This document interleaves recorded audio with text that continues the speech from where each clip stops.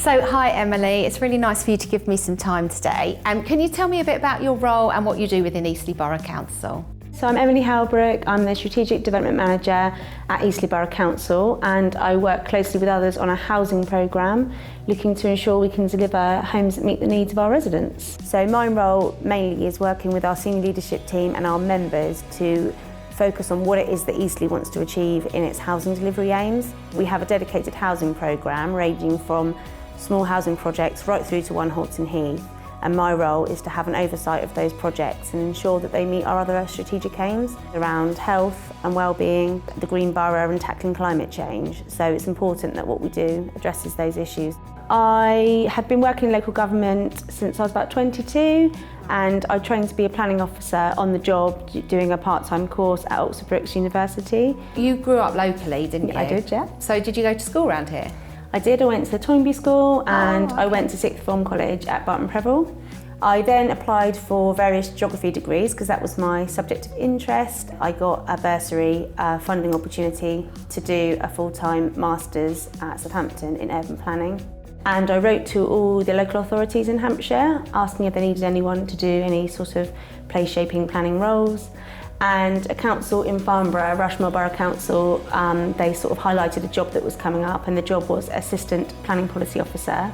And I was really lucky I got that job. It was maternity cover for a senior officer, and I've been in planning ever since.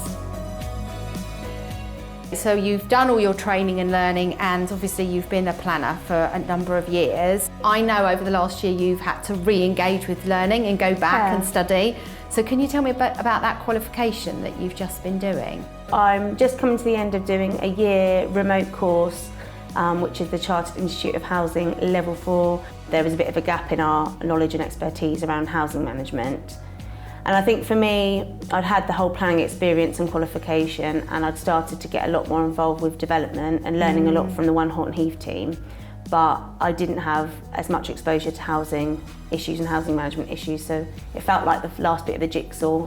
What subjects that you learnt at secondary school do you think are really important to your current job role that you still use now?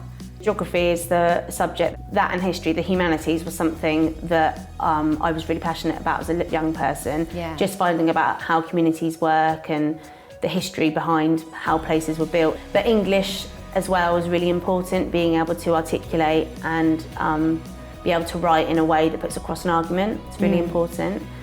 And I also did maths, so looking at graphs and figures, but also being able to, again, communicate quite complex statistical information.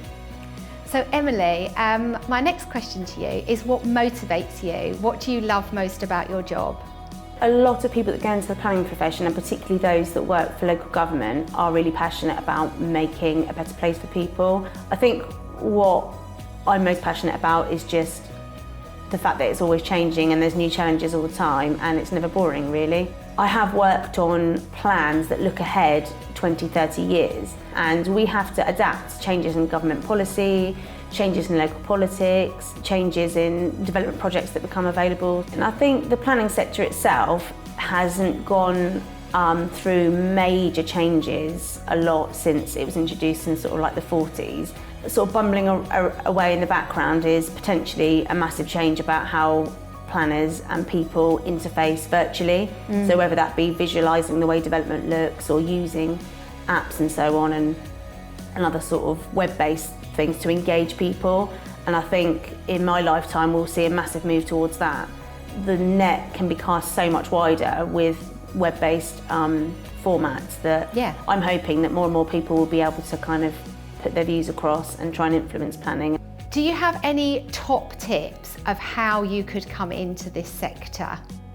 Definitely try and see if you can get some work experience. Contact your local council or your county council or even parish council, or even just to get involved with environmental issues. You have to work with all different types of experts. So if there's anything, whether it be highways or traffic safety or parking or any kind of neighbourhood level issue that you're interested in, just engage with that. Brilliant. Emily, thank you so much for spending time with me today. It's just such a fascinating role, so I really appreciate it. Thank you. Thank you.